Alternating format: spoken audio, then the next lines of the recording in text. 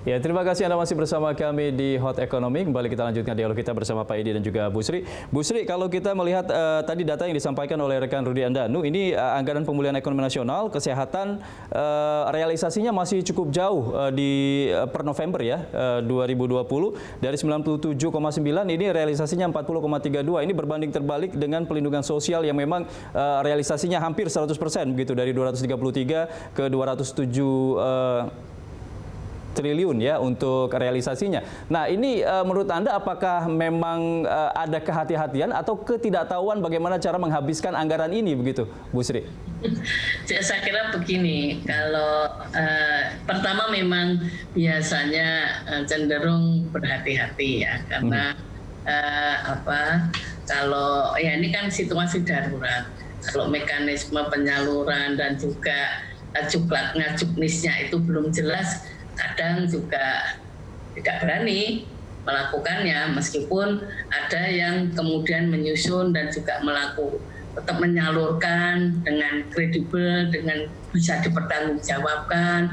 Ini juga tentunya tergantung pertama pada mekanisme dan juga aturan-aturan yang ada, dan juga kepada orang-orang yang pegang proyek program ataupun bos-bosnya di situ ya, apakah mereka bisa katakanlah mengatur dan juga mengawasi, termasuk mendesain paket-paket yang waktu diajukan itu memang sudah benar dan baik sehingga bisa doable. Karena kadang-kadang yang saya pahami itu program proyek ataupun kegiatan diajukan, dimintakan anggaran, tapi ternyata pada saat akan dilaksanakan nampaknya menghadapi kendala dan tidak mudah. Nah, seperti itu bisa saja terjadi, meskipun memang ada kehati-hatian. Dan juga kalau kesehatan saya juga tidak mengerti ya, kita menghadapi banyak masalah terkait dengan kesehatan, dan katakanlah saat ini seperti di Jogja rumah sakit penuh, dan nampaknya perlu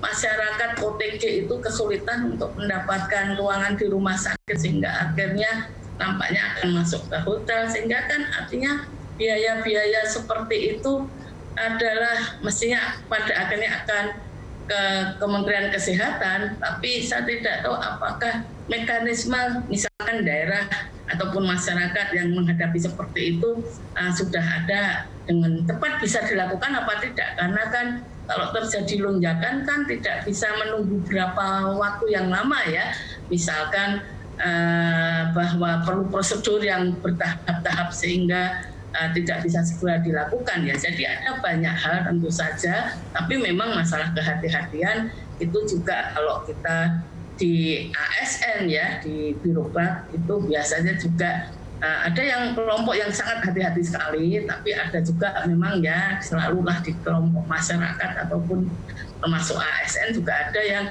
berani dan juga mengambil berbagai keputusan dengan cepat ya, agar supaya katakanlah program kegiatan proyeknya bisa dideliver. Nah, ini tentunya tergantung pada pejabat-pejabat yang berada di dalamnya.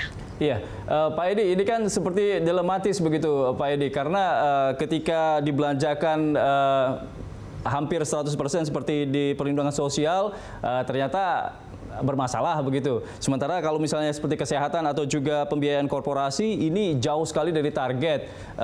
Anda melihatnya seperti apa ini? Apakah memang ada kekhawatiran dari penyelenggara negara untuk menghabiskan dana ini? Oke, sebelum ke situ yang pembiayaan korporasi itu agak beda ceritanya ya. Karena itu tuh sebagian besar untuk BUMN dalam bentuk penempatan modal negara. Jadi itu tinggal pemerintah maunya gimana aja, khususnya Bapak Presiden nih. Karena ini ada butuh peraturan Presiden, dan sudah sejak beberapa waktu itu kami tahu sudah ada di meja beliau, dan tinggal beliau aja mengambil keputusan. Sekali beliau setuju itu PP-nya diteken ya bisa mendekati 100%. Jadi pembiayaan korporasi nggak usah khawatir lah itu ya. Tapi memang kesehatan iya, tadi disampaikan oleh Bu Setianingsih juga. Nah, selain yang masalah kehati-hatian gitu, kita harus jujur akui bahwa itu kan dulu anggaran kan disusun relatif tergesa-gesa lah kalau mau kita akui gitu ya. Nah, itu ada beberapa pos yang memang agak overestimate gitu ya. Termasuk yang di klaster UMKM itu anggaran untuk subsidi bunga itu kan overestimate. Jadi perkiraan kebutuhannya ternyata lebih besar dari yang seharusnya dialokasikan gitu. Jadi itu bukan sebuah bukan sesuatu yang salah ya, tapi karena memang overestimate gitu. Nah, ada unsur itu juga, ada unsur kehati-hatian. Nah, tapi juga kita harus akui bahwa dalam skala tertentu memang ada sedikit masalah ya di birokrasi gitu ya. Mungkin agak gagap juga ya ketika yang biasanya disuruh ngirit-irit gitu ya, nah, sekarang ini disuruh belanja cepet-cepet gitu kan. Itu nggak mudah ya. Kita mungkin membayangkannya mudah, tetapi di dalam kementerian lembaga itu prakteknya ya tidak semudah yang kita bayangkan gitu. Dan yang muncul kan gitu, daripada kita nggak yakin gitu ya. Tetapi secara pribadi terus terang, saya merasa harusnya kalaupun bukan 100% di kesehatan ya harusnya nggak segitulah, harusnya bisa lebih baik. Iya, dan ini kan dari KPK juga sudah mengeluarkan surat edaran, Pak Edi, terkait dengan penggunaan anggaran dalam rangka pelaksanaan pengadaan barang jasa percepatan penanganan COVID-19. Nah, ini apakah surat edaran ini belum begitu efektif untuk meyakinkan para penyelenggara negara untuk bisa membelanjakan anggarannya? Ya itu satu hal ya. Nah, belanja di masa COVID itu kan gini ya Mas ya, saya sudah berkonsultasi dengan beberapa pihak ya, ingin tahu sebenarnya, karena saya di kantor staf presiden kan kebetulan juga ketua tim monitoring dan evaluasi dana PEN dan anggaran serapan anggaran kesehatan itu dari awal kita memang sudah menjadi salah satu concern kita ya. Penyusunan DIPA-nya relatif lambat, setelah ada DIPA-nya juga realisasinya juga tidak terlalu cepat dan sebagainya. Nah, salah satu yang kita sering tidak bayangkan itu adalah ini kan belanja pada masa pandemi, belanja COVID, yang barang-barangnya tidak biasa kita belanjakan. Spesifikasi barangnya gitu. Jadi kalaupun kita mau belanjakan, belum tentu tuh barangnya ada loh Mas, gitu loh. Karena kan kita kan ya tahu kan pandemi COVID ini kan menyebabkan ada gangguan untuk global supply chain gitu ya. Jadi barang dengan spesifikasi yang kita butuhkan itu belum tentu tersedia gitu ya. Nah, contohnya lah APD pada masa-masa awal gitu kan, kita kan mau belanja banyak, tapi barangnya nggak ada gitu ya. Nah, jadi banyak aspek lah yang membuat saya kira dalam skala tertentu ya, saya memaklumi bahwa memang tidak mudah membelanjakan anggaran untuk pos-pos kesehatan di masa COVID ini. Meskipun sekali lagi saya ulangi tadi, saya merasa kalaupun tidak 100% ya harusnya bisa lebih baik dari sekarang.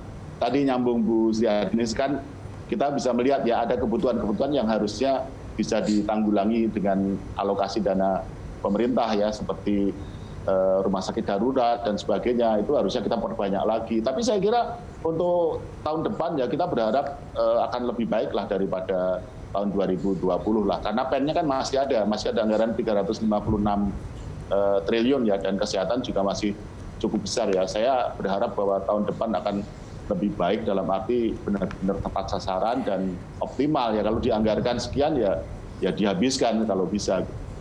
Iya, tahun depan memang harusnya lebih baik karena juga sudah belajar juga dengan kasus yang terjadi terhadap Mensos begitu. Nah, kalau dari Bu Sri sendiri kira-kira evaluasi apa saja yang harus dilakukan oleh pemerintah agar program PEN ini bisa berjalan baik dan tidak ada lagi kebocoran-kebocoran? Apakah memang dari perencanaannya atau justru dari mekanismenya? Ya, yang jelas kan kalau perencanaan sudah selesai ya, karena anggaran sudah disiapkan di dalam RAPBN 2021 ya, dan anggaran-anggarannya juga sudah disiapkan.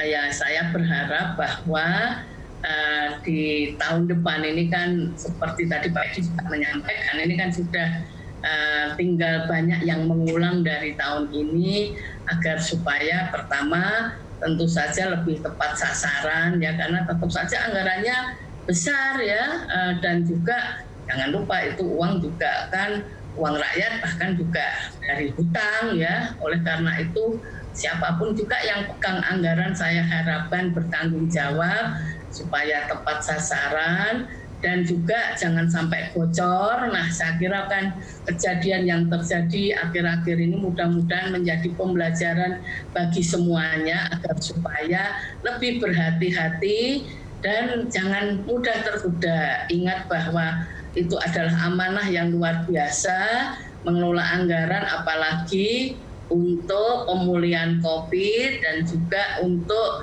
safety net serta pemulihan ekonomi yang tentunya menjadi taruhan besar bagi bangsa Indonesia. Dan oleh karena itulah Bapak Ibu pejabat birokrat yang terlibat, cobalah ya empati dan juga jangan mudah tergoda, dan juga tentunya yang ngawasi, yang juga mengatur juga diawasi, dimonitoring lebih baik agar dan selalu diingatkan kepada yang diawasi dan dimonitoring ya, agar supaya jangan sampai berbagai kesalahan yang pernah terjadi ataupun kebocoran ataupun kelambanan itu terjadi pada tahun depan. Demikian saya kira Mas Andra. Iya, ini anggaran yang sangat besar ini memang cukup menggoda iman, Bu Sri ya.